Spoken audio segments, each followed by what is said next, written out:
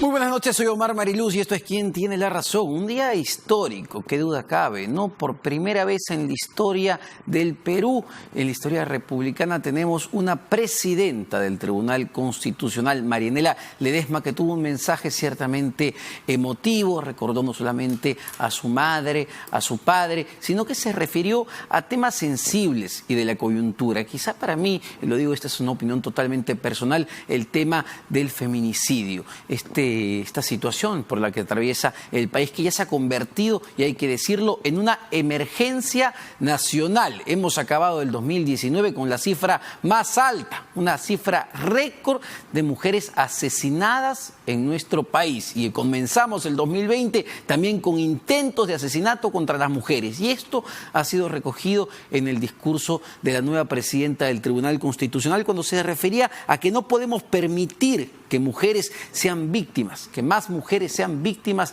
de feminicidio. Claro, la pregunta es qué se puede hacer desde el Tribunal Constitucional. Y aquí hay muchos actores responsables en todo esto. El Congreso de la República, que se va a instalar este año también, el propio Ejecutivo, la Policía, el Ministerio Público, el Sistema de Justicia, la propia sociedad civil. Así que de eso habló hoy día Marianela Ledesma, pero también tiene retos importantísimos. Quizá el más próximo es la demanda competencial que va a tener y que ya está sobre la disolución del Parlamento, la disolución del presidente Martín Vizcarra. Entendemos, y ella así lo ha anunciado, que el 6 de enero, es decir, este lunes, el magistrado Carlos Ramos, que es el ponente de este tema, va a presentar ante el Pleno del Tribunal Constitucional su ponencia para definir si la disolución del Parlamento fue o no fue constitucional. ¿Qué repercusiones va a traer esto? ¿Cómo se va a dar el debate? ¿Se va a resolver esto antes o después de las elecciones del 26 de enero?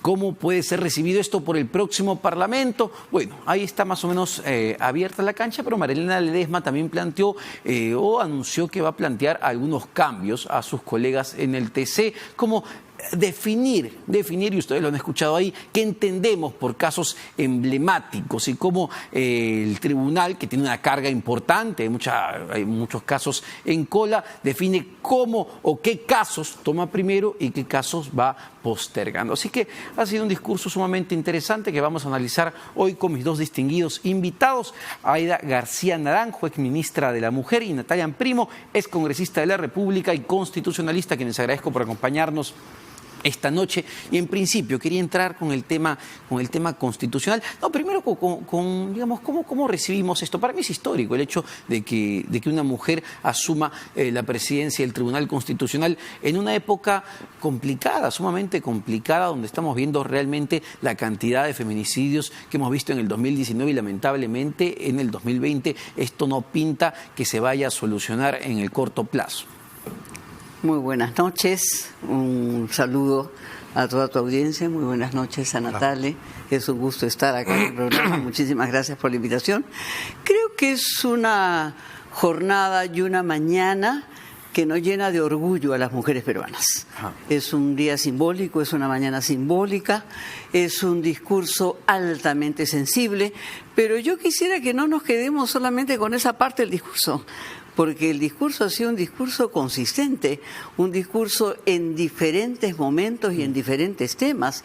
No solamente se ha dirigido a las mujeres, pero además se ha dirigido a las mujeres en lucha, ¿no?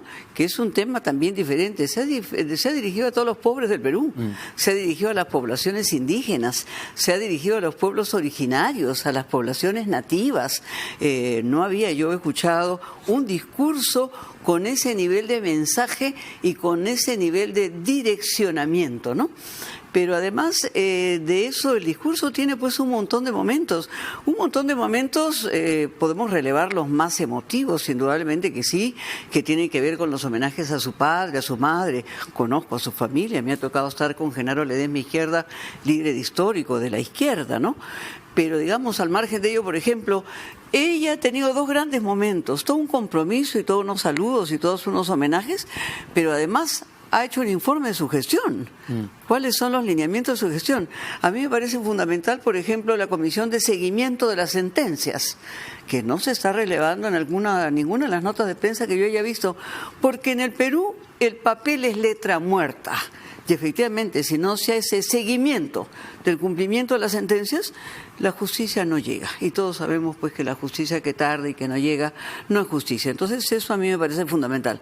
Me parece fundamental también modificar el reglamento del Tribunal Constitucional, que ha sido otro elemento que ya se ha planteado.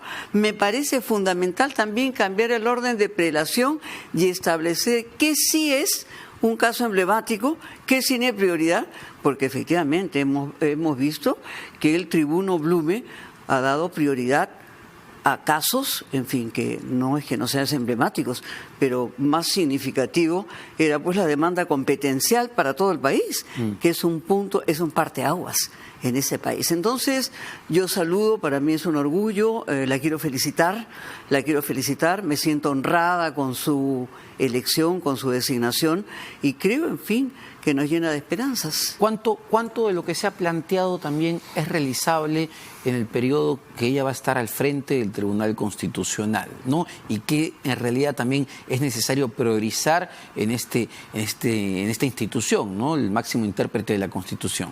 Bueno, yo en primer lugar saludo que en estos 40 años del tribunal una mujer como Marianela Ledesma asuma la presidencia. Yo conozco a la doctora Ledesma desde que era juez de paz, ¿no? Yo como litigante y ella como magistrada. Lo que puedo decir es que desde que la he conocido en su labor jurisdiccional, he percibido una mujer comprometida con su trabajo y una mujer honesta. Y eso es bastante en la vida judicial del Perú. Así que yo saludo con una mujer que es luchadora y que tiene una trayectoria no solamente en la administración de justicia, sino también en forma académica, porque la doctora Ledesma es autora de múltiples libros sobre derecho procesal constitucional, sobre temas, sobre temas de alimentos. O sea, ella es una persona que es una investigadora en esa materia que seguramente que muchas personas no conocen ese cariz o ese aspecto de la doctora Ledesma. Así que saludar y desearle los mejores éxitos en esta alta responsabilidad que asume y con el compromiso que ella ha puesto al asumir el cargo. A mí me parece muy bien que los casos se vean por orden de llegada, porque yo puedo decir que tengo varios casos contra la SUNAT que duermen el sueño de los justos, ¿no? O sea, ahí parece que algunas instituciones que simplemente sus expedientes no avanzan y los pobres contribuyentes están esperando justicia ahí. De otro lado, también el tribunal creó hace algún tiempo, que es un tema que creo que debería revisarse, las llamadas sentencias interlocutorias. ¿Qué es la sentencia interlocutoria? Como el tribunal tiene una gran carga procesal, creó un mecanismo para que ellos mismos pudiesen calificar qué casos ven y qué casos no ven. Lo cierto es que la justicia es universal para todos. Y a mí me parece que el tribunal, no por simplemente cumplir con una estadística, deje de oír a un justiciable que reclama justicia y que invoca la violación de un derecho fundamental. Así que creo que también ahí es un aspecto que debería revisarse. Porque sinceramente en muchos casos que son importantes, bajo el argumento de la interlocutoria, el tribunal se ha lavado las manos y no ha siquiera escuchado al reclamante. Ahora, y también importante lo que mencionaba Aida, ¿no? ¿Cómo definimos, y lo que decía la magistrada, cómo definimos un caso emblemático? Es decir, ¿quién se arroja esa atribución de decir esto es emblemático, esto no es emblemático? Es la materia, ¿no? Como ella bien ha dicho en su discurso, es la relevancia constitucional. El tribunal, en la gestión de Marianela Ledesma, yo diría que va a tener que resolver la sentencia más importante de los 40 años que tiene el tribunal, porque independientemente cuál sea el resultado, cuál sea la opinión que cada uno tenga sobre la actuación del presidente de la República cuando dispuso la disolución del Congreso, yo tengo una opinión negativa, considero que fue un acto arbitrario y que no guarda coherencia constitucional. Lo cierto es que independientemente de cuál sea el criterio, creo que en general todos han coincidido que este es momento para llenar vacíos para que esto no vuelva a ocurrir. O sea, para que no sobre la base de forzar figuras, lo que se haga es dejar de controlar el poder. Fue una llamada de atención quizá al mencionar este tema de la definición de casos emblemáticos, fue una llamada de atención a Ernesto Blume al decirle, ¿sabe qué, señor? ¿Usted se apresuró al ver el tema de Keiko Fujimori? ¿Cuál era su premura por ver este caso? Claro que sí, o sea, el discurso de ella ha sido un discurso simbólico, un discurso muy fino y un discurso muy político, en el buen sentido de la palabra, porque indudablemente ella le ha llamado la atención al presidente del Tribunal Constitucional que sale, a Blume. O sea, no, el país no puede creer de que sea más importante darle la libertad a Keiko Fujimori que resolver la contienda de competencias, en donde efectivamente vamos a tener un parteaguas en la nación y resulta fundamental. Entonces, hablar de la prelación es fundamental. Podemos continuar con ese tema que es fundamental y que lo vamos a abordar porque indudablemente pienso diferente de lo que piensa Natale. Lo sabemos, nos conocemos, tenemos relaciones con familiares comunes, con las que somos amigos, somos amigos, por supuesto, y nos respetamos. Así es. Porque nos tenemos que respetar en las diferencias en un país que tiene que ser plural políticamente. Si no entendemos que el país tiene que ser plural políticamente, no vamos a construir patria, no vamos a construir nación, no vamos a construir ciudadanía democrática. Entonces, indudablemente, para mí no era la libertad de Keiko la prelación que el país requería como caso emblemático. No es que no sea un caso emblemático, por supuesto que lo es, pero ella estableció muy claramente que no lo va a establecer en función de los personajes, sino en función efectivamente de las competencias constitucionales. Pero nombró otro hecho significativo. Nosotros estamos viendo, pues, América Latina. Me ha tocado estar en Chile, me ha tocado estar en Argentina, me ha tocado estar en México, me ha tocado estar en Brasil, ¿no? En esos momentos hay 300.000 personas que esperan juicios en el Tribunal Constitucional en relación a sus beneficios pensionarios. ¿Queremos el estallido social? ¿No es ese un caso emblemático? ¿No eso es un derecho de prelación? Y efectivamente el tribuno Blume nos dice que el 16 tenían 7.000 casos y que él los rebaja a 6.000, pero terminan con 7.000 y terminan con más casos que los que teníamos en 2016. En realidad, hay una carga procesal que no son solamente los casos emblemáticos y que están afectando derechos fundamentales. Por supuesto que sí. Entonces yo creo que el discurso, más allá de lo gratificada que nos hemos sentido las mujeres, efectivamente tiene una gran carga y tiene muchísimos mensajes que ha dado, ¿no? Ahora, pero el mensaje de Ernesto Blume, el mensaje de salida también, le manda pues de alguna manera su jalón de orejas o una indirecta al presidente de la República, claro, cuando sí, habla de la preocupación de la concentración del poder. Y claramente en un contexto donde no hay Congreso de la República, hay una concentración del poder en el Ejecutivo. Bueno, pero la verdad es que si el Tribunal Constitucional no se dedica a controlar y a advertir la concentración de poder, mejor lo apagamos la luz y nos vamos, porque justamente el derecho constitucional se sustenta en el control del poder, y es evidente que cuando se cierra el Congreso y una persona ejerce el poder ejecutivo y prácticamente legislativo, concentra el poder. Ahora, yo no he escuchado, soy sincero, la declaración del doctor Blume, así que mal haría en comentarla. Respecto al tema de Keiko Fujimori, mire, yo puedo coincidir con Mocha y con usted en que evidentemente ese no es un tema emblemático, ¿no? Pero hay que decir lo siguiente: lo cierto es que el Tribunal Constitucional había priorizado dos habeas corpus similares y respecto al cual nadie dijo nada, que fue el caso Toledo y que fue el caso Ollanta-Humala. Entonces, lo que yo sí creo es que lo que no puede seguir ocurriendo es que haya una suerte de justicia o baremo distinto sobre la persona que está siendo, diríamos, objeto de evaluación. Nadie cuestionó cuando el tribunal se refirió al caso Ollanta-Humala.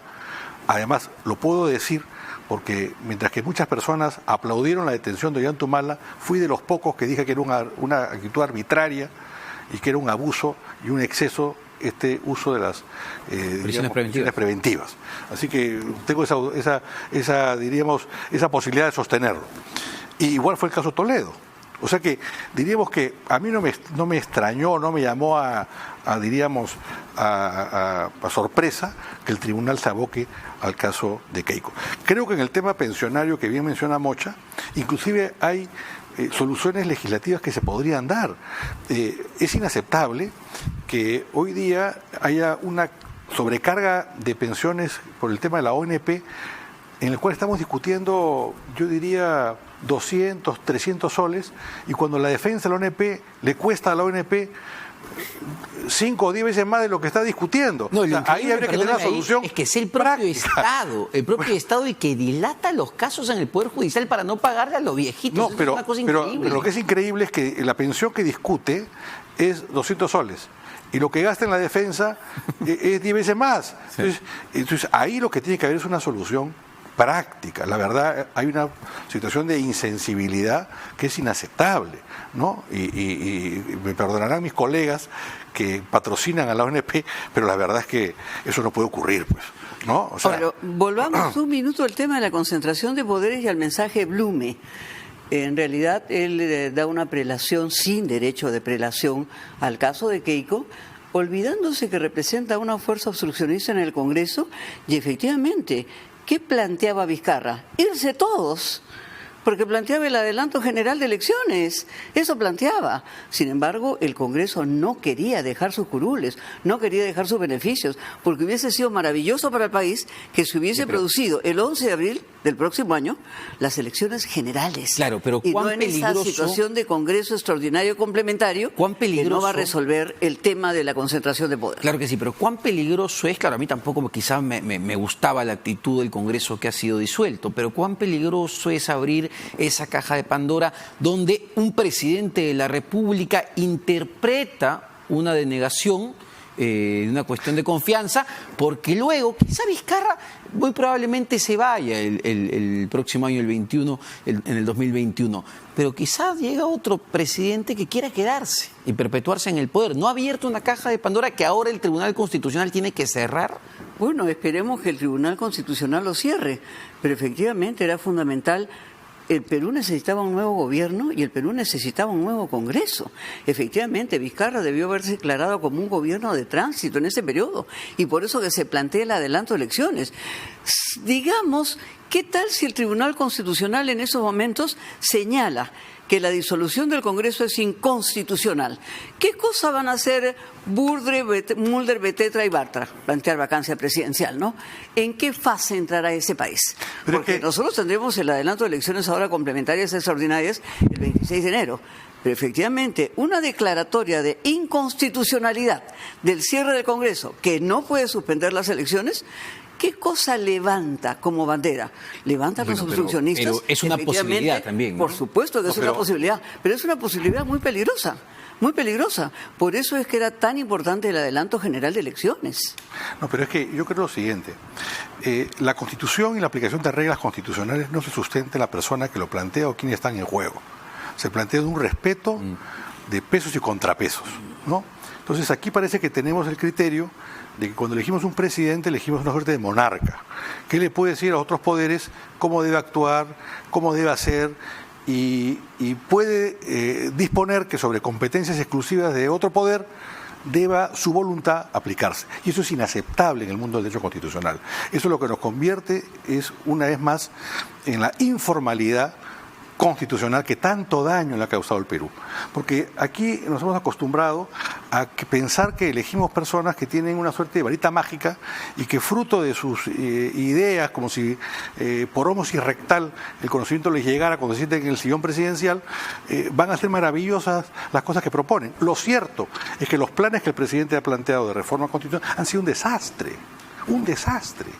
Una reforma constitucional que planteó sobre el tema de los poderes, que planteaba, por ejemplo, en forma totalmente inacorde con lo que es la lucha que propugna contra la corrupción, que para acusar, por ejemplo, a un ministro o al presidente de la República se requerían 2/3 de cada Cámara, o sea, prácticamente imposible hacer eso. Que establecía además que para poder insistir en una ley que aprobaba el Congreso cuando el presidente la observaba, requería 2/3 de cada Cámara para aprobarla. O sea, convertía al presidente poco más que en una suerte de monarca, ¿no? Porque si él observaba una ley, la ley no se aprobaba. Si había una acusación contra él, basta que 1/3 no se alcanzara un voto muy reducido para bloquear la posibilidad de una investigación de un ministro. Entonces, la reforma judicial, por favor. La reforma judicial es un desastre, un desastre. Bueno, pero desde el otro lado... Y el tema de la reforma... Desde el otro lado también que... No, es que nos hemos acostumbrado... ¿no? Mire, Primero, yo estoy fuera de la política hace 14 años, ¿ya? Yo me he dedicado al estudio del derecho constitucional hace mucho tiempo. He enseñado muchos años en la universidad, ahora ya no enseño, pero en Derecho Constitucional enseño en la materia de arbitraje. Pero lo que le puedo decir es lo siguiente, es que nos hemos acostumbrado a hacer propuestas que generan titulares. Pero si usted revisa, usted profundiza, usted investiga, se da cuenta que son propuestas vacías, carentes de sustancia, meras cáscaras. Y eso es lo que genera una vez más en nuestra población, ¿qué cosa? La desilusión. Porque anunciamos grandes programas, grandes soluciones que son titulares. Pero el Congreso de la República disuelto también estuvo, sin lugar a dudas, la capacidad de llevar o impulsar mire, Omar, el mínimo mire, nivel Omar, de acuerdo para concluyo impulsar mi intervención. Concluyo mi intervención. para poder participar. Concluyo mi intervención. Yo te he escuchado con toda paciencia y tranquilidad. No, yo también, Así es. ¿cómo no? Yo no estoy aplaudiendo cómo se comportó. Yo creo que el Congreso tiene una altísima responsabilidad, porque muchas de las reformas que el Congreso simplemente pasó nunca deberían haber pasado, y por lo menos no deberían haber pasado con los graves errores que pasaron. Pero hay un problema que tenemos los peruanos. Los peruanos no podemos llegar a acuerdos si permanentemente nos descalificamos. Yo no puedo descalificar a quien no piensa como yo, porque nunca hallaré un entendimiento. La única forma de poder conciliar un criterio es no descalificarse. Quienes están en el Congreso están ahí por el voto popular. Usted no votó por ellos, yo seguramente tampoco Mocha, pero están ahí. Usted ha estado en el Congreso de la República asesorando justamente a una de las bancadas. Usted ha presenciado el debate constitucional en la Comisión de Constitución. Todos los días, porque no solamente hay la Comisión de Constitución, hay la Comisión Especial de Reforma Constitucional que prepara los materiales hacia la Comisión de Constitución. Entonces, no estábamos nosotros ante el peligro pues de un monarca. Esa no es una realidad, esa es una fantasía, esa es una forma de presentar una satanización del presidente de la República, y esto no significa pues respaldar a fardo cerrado las 12 reformas que presentó la Comisión Tuesta. Pero poníamos en agenda pues la reforma judicial y la reforma política. Lo que es inaceptable es un fugicongreso que con una mayoría arbitraria efectivamente ha impedido el debate y la mejora de la calificación de esas normas. Porque ¿cómo la Comisión de Constitución impide efectivamente el adelanto general de elecciones con 13 votos en la Comisión de Constitución sin que pase al Pleno? Es decir, 130 congresistas en donde está la pluralidad de congresistas en absoluta minoría, porque hemos vivido un fugicongreso obstruccionista. Entonces, 13 personas en la Comisión de Constitución archivan el proyecto. Entonces, efectivamente, así es imposible discutir. Entonces, el peligro no era la monarquía, el peligro era la dictadura. El peligro era efectivamente que no quería que se cambiara nada, no se quiere que haya reforma. Y nosotros estamos en una situación en donde la reforma electoral tan cacareada no se va a dar.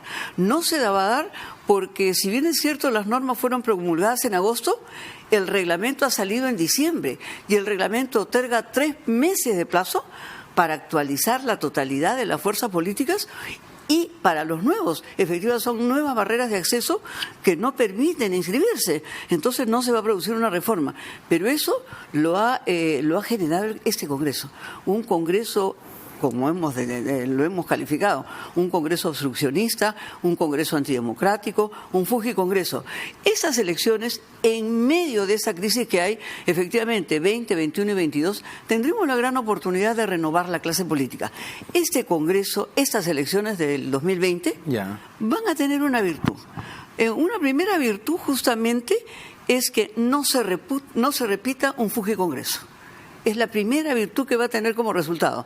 Y el segundo resultado es restablecer el equilibrio de poderes. Efectivamente, que haya un contrapoder en relación al Ejecutivo que pueda efectivamente mantener ese equilibrio de poderes. Este Congreso que viene, que se instala, entiendo, se instalará por marzo. A fines de marzo. A fines de marzo. Sí. Va a tener la capacidad, los tiempos, los consensos para poder impulsar una verdadera reforma constitucional, una reforma política, electoral, una reforma de justicia. No sé incluso si les alcance el tiempo, como dice Fernando Tuesta. Todas las reformas no se podrán hacer. Hay 3 legislaturas ordinarias se van a producir. Mire, yo he sido parlamentario y le puedo decir que el primer año es muy difícil concertar. Porque lamentablemente se llega al Congreso todavía con las heridas propias de la campaña, ¿no? Entonces, por eso es que es un error el haber impuesto la prohibición de la reelección, porque finalmente serían reelectos aquellos que la población quiera, y finalmente lo que genera es que los que son reelectos tienen ya un nivel de confianza con sus pares de otros partidos y es más fácil concertar, ¿no? Entonces ahí hay una crítica pues muy seria a la reforma que propuso el presidente de la República. En segundo lugar, yo entiendo que la izquierda permanentemente busque generar una reforma, porque en el fondo la izquierda lo que quiere es una reforma del sistema político. Nosotros, yo puedo hablar a título personal, y Mocha lo sabe, yo he combatido el fujimorismo cuando el Fujimori estaba en el poder, cuando mucha gente de izquierda estaba ayudando a Fujimori en plena dictadura, dicho sea de paso. Pero hay que reconocer lo siguiente: las constituciones no son buenas o malas. Las constituciones funcionan o no funcionan. Y lo cierto es que el capítulo económico que tiene la Constitución del 93, al cual pues es satanizado por la izquierda, dicho sea de paso, ha generado un crecimiento económico del Perú, cuando el Perú, dicho sea de paso, se encontraba en una situación pues de prácticamente colapso económico, como estuvimos en los principios de los 90. Lo digo yo, que he criticado, que he combatido al fujimorismo, que taché a Fujimori cuando postuló la reelección. O sea que yo no he sido fujimorista, yo soy más bien, he sido contrario al fujimorismo, yo he combatido el fujimorismo. Ok, mientras que mucha gente que hoy día se rasga la vestidura, lo cierto es que trabajaba con el fujimorismo. Ahora, dicho eso, hay que entender lo siguiente: yo no puedo seguir con un discurso mirando para atrás. Si hay una elección, o sea, ¿qué me quiere decir Mocha? Que si mañana, el 21 de enero, hay una elección y el fujimorismo, imaginemos, tiene mayoría, entonces ya ese Congreso tampoco lo reconocemos. No, pues tenemos que reconocer, no podemos descalificar, y tenemos que reconocer a la gente que esté en el Congreso, porque esa es la expresión de la voluntad popular. El Congreso es una suerte de reflejo de la sociedad peruana, ¿no? Ahora, que tenemos que, evidentemente, mejorar algunas reglas, porque el sistema de representación que tenemos en el Perú es un sistema que no refleja debidamente el número de votos que usted obtiene. Entonces, es verdad que en materia electoral hay que hacer unos cambios, pero no repetir titulares y discursos que ya no van a funcionar. La forma de comunicación política ha cambiado. Vamos a llegar tarde siempre, porque ya la forma de hacer política varió. Ahora, cambiando un poquito de tema, pero está vinculado, porque todo está vinculado. Quería hablar de la Junta Nacional de Justicia y los nombres cuestionados. No podemos dejar de decir, efectivamente, no podemos pues pensar que la izquierda no ha enfrentado al fujimorismo. No he dicho que la izquierda no, algunos de la izquierda. Bueno, entonces nombra si quieres, ¿no? Pero bueno, no la reforma judicial estuvo hecha por la izquierda. El abanderado, digamos, y fue utilizada para combatir los opositores. Eso pues no se lo cree nadie, no se lo cree nadie. O sea, hemos estado en la primera fila de ese combate. Pero tú preguntabas una cosa importante: ¿es posible hacer todas las reformas en 3 legislaturas? No, no es posible. Pero lo que tenemos que pensar es si es que efectivamente tenemos que hacer una reforma constitucional de otra envergadura. Porque a mí me ha tocado vivir ya 2 procesos constituyentes, el del 78 y el del 93. Y no le debemos de tener miedo, efectivamente, a un momento constituyente diferente en ese país, porque tenemos que hacer reforma pensionaria, reforma tributaria, reforma laboral, reforma de salud, reforma política, reforma económica. Dicen pues que nosotros la satanizamos en términos de lo económico, otros la sacralizan. Pero yo invito más bien a los medios de comunicación: ¿por qué no hacemos una encuesta nacional que pregunte si la gente está conforme con el modelo económico? Y si quiere modificaciones al modelo económico. Entonces, no satanizamos, tampoco sacralizamos, pero pedimos opinión popular sobre efectivamente quiénes se benefician del modelo y quiénes no. ¿Qué quieren modificar en el modelo económico? No vamos a entrar exclusivamente en ese capítulo, porque tenemos que modificar muchas cosas de la Constitución. La Constitución aprobada en el año 93 fue votada por 7.200.000 personas. 3.700.000 votaron por el sí y 3,5 millones votamos por el no a la Constitución de la dictadura. Hoy día somos 25 millones y medio. Hay 18 millones y medio que no han participado en la toma de decisiones de esta Constitución, que requiere un conjunto de modificaciones. Lo que pasa es que efectivamente se pretende arrinconarnos señalando que la izquierda lo único que quiere es modificar ese capítulo. No, nosotros queremos una nueva Constitución. Una constituyente. Bueno, para mí hubiese sido ideal que en este periodo tan corto, como se produjo efectivamente en el periodo 78 al 79, hubiéramos tenido una asamblea constituyente. Vengo yo de Chile. Y nadie se asusta en Chile de discutir, de que discutan una nueva constitución. Nadie se está asustando, menos nosotros que tenemos una trayectoria que nos ha permitido vivir el proceso constituyente 78, 79, 80 y el proceso la pregunta sería si los peruanos realmente quieren una nueva constitución. Se podría, bueno, sí, porque necesitamos muchas modificaciones. Mire, muchas modificaciones. El problema de la laborales, izquierda, pensionarias, el problema de la izquierda, Omar, tributarias. el problema de la izquierda es que quiere retroceder los riesgos de la historia y volver 42 años para atrás. Es una forma de satanización. Bueno, está bien. Ok, quiere volver 42 años para atrás. O sea, quiere volver a la Carta 79, que era muy buena para su momento. Una nueva constitución. Para su momento, pero que fue... No pero que necesariamente fue, como ninguna constitución como base. Yo te he escuchado y me he quedado callado, discrepando. Yo te ruego que me hablas en nombre mío. No hablo en nombre tuyo. Tú no representas a la izquierda. Bueno, pero tú tienes una posición de izquierda que no niegas. Pues yo está bien, me parece muy bien. Yo respeto eso, yo no te estoy cuestionando. Pero lo cierto es que lo que se quiere es volver a una posición superada hace 42 años. Hace 42 años, como si pudiéramos volver los riesgos de la historia para atrás. Y se sigue con la discusión de cómo se hizo la Carta del 93, que fue aprobada hace 17 años. Yo recuerdo una vez... 27 años, perdón. Yo recuerdo una vez cuando el presidente Lagos vino al Perú. El presidente Lagos vino al Perú, hombre, Ricardo Lagos, hombre de izquierda, muy respetado, dicho sea de paso. Y entonces le preguntaron al presidente Lagos...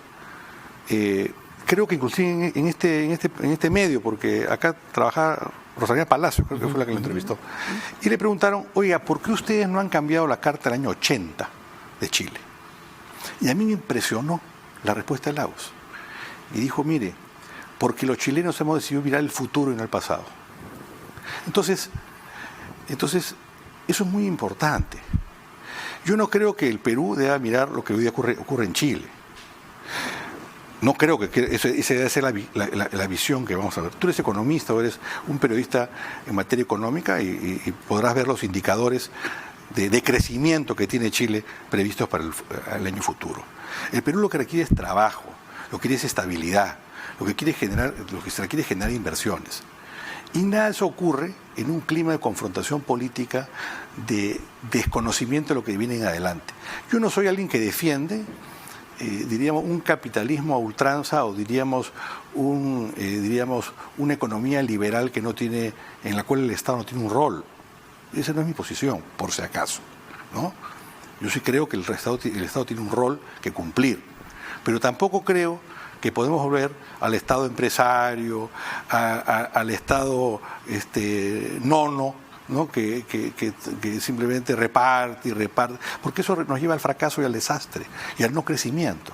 Entonces, yo diría lo siguiente, yo diría que lo que el Perú requiere es una estabilidad, lo que el Perú requiere es paz, lo que el Perú requiere es dar la vuelta a la página, y es penoso que los peruanos tengamos una suerte de ADN fratricida, que en momentos cruciales, en vez de estar unidos, estemos desunidos.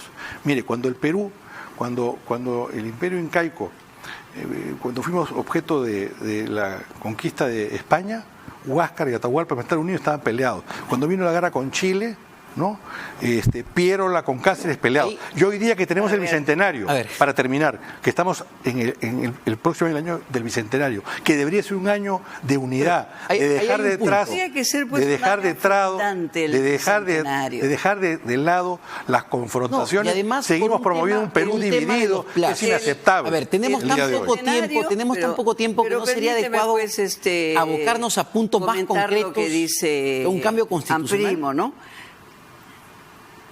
Si vamos a Chile, como dice la canción, si vas para Chile, el Congreso en su totalidad, todas las fuerzas políticas, la derecha, el centro, la izquierda, el conjunto de las fuerzas de izquierda ahí, me reunió con el conjunto de esas fuerzas, efectivamente, ya decidieron que la Constitución de Lagos no va más. Y el señor Lagos, efectivamente, no está en la calle, no está en el Congreso y no está en la posibilidad de efectivamente de tener ninguna defensa de lo que fue la Constitución pinochetista que él firme. Sobre la base de quemar instituciones públicas, hoteles, centros comerciales, restaurantes. No, pues. No, eso no lo hemos visto los peruanos. Sí, lo estamos viendo, pero así no podemos pues discutir. No, pues, pero no se puede decir que esa reforma Estamos hablando que la reforma de Lagos, la Constitución de Lagos, ya no es la Constitución que quieren hoy día los chilenos. Y los chilenos efectivamente se quieren entender entre el conjunto de las fuerzas políticas. Si Amprimo nos dice que él no se niega a que el Estado tenga algún rol, que me imagino no sea únicamente el rol subsidiario, efectivamente, ¿por qué con seriedad los peruanos no podemos discutir un tema fundante? Un tema fundante, efectivamente, es la Constitución del Perú.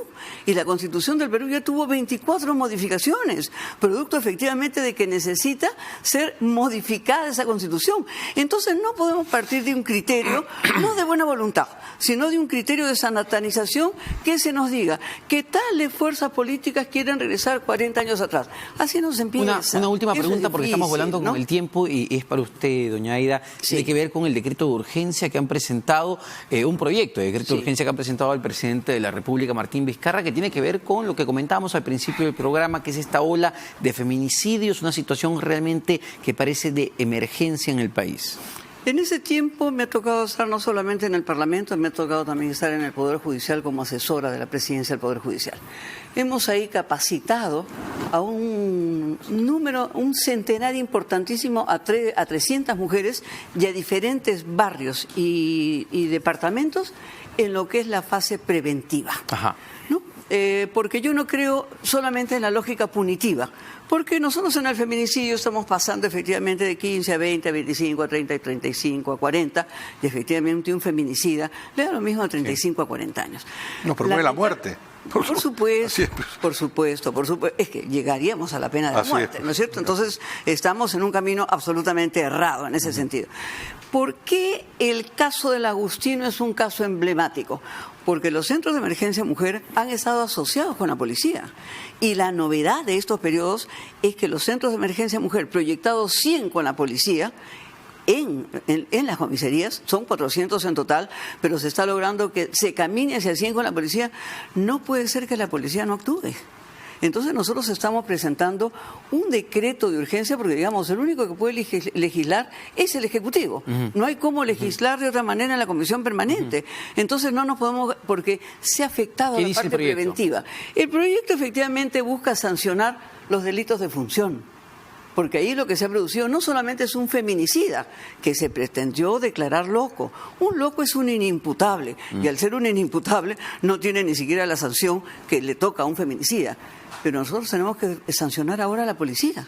Nosotros estamos presentando efectivamente cómo se han producido delitos de función y estamos pretendiendo modificar los artículos 377 y 378 del Código Penal, porque se nos decía, efectivamente, yo tengo acá los nombres: el comandante Marco Núñez, el mayor Jorge Martín Carrillo, el alférez Jorge Antonio Rodríguez y los suboficiales Miguel Martínez, John Carranza y William Jiménez. Efectivamente han cometido un delito, han cometido omisión de funciones y efectivamente no se nos puede llevar tan tranquilamente ahora al fuero militar, porque se actuará corporativamente para protegerlos. Así como hubo el caso de Arlet Contreras, como un caso emblemático en el Perú, necesitamos que el caso del Agustino sea. No. Y entonces, ese decreto nosotros estamos esperando que la ministra de la Mujer, que es tan mediática, no puede ser que el hecho de feminicidio sea un acto mediático de la ministra. Sí, claro. Necesitamos esperemos que el Ejecutivo una respuesta concreta. Asuma y tome como suyo el proyecto del decreto de urgencia. Estamos pidiendo que el Ejecutivo tome como suyo ese decreto. Perfecto. Salga del modo Navidad. ¿Perdón? Salga del modo Navidad y asuma... Sí, pero es más que el modo Navidad. Bueno, muchas gracias a ambos, se nos acabó el tiempo. En Quien Tiene la Razón, un gusto tenerlos ambos por primera vez, al menos conmigo. Y nos vamos a una pausa, pero no se vayan porque venimos con un debate electoral donde vamos a hablar de diversos temas también. Así que sigan con nosotros. Sí.